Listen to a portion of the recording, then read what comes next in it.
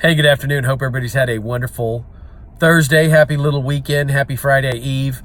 The thing that came up in the practice today that I want to touch base on has come up a lot in multiple cases, not all of them related to the same area of law. And the concept that I want to touch on today is fiduciaries and what that is and what happens when there's a breach of a fiduciary duty. And in plain English, a fiduciary is someone in a position of trust. A lawyer is a fiduciary to a client.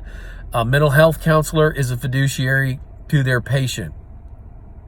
Your spouse has a fiduciary relationship with you. If you have a lifelong friend, that could be a fiduciary relationship, especially if there is some sort of business transaction tied to that friendship. Business partners are fiduciaries to each other.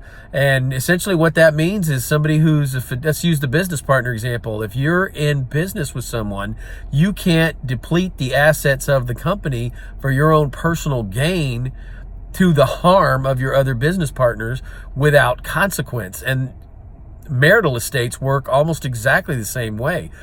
Depleting or bleeding assets out of the marital estate for your own benefit or gain is or can be a breach of a fiduciary duty you have to your spouse to protect and grow those assets, just like it would be between business owners to protect and grow the business assets and not to use them on unimportant frivolities.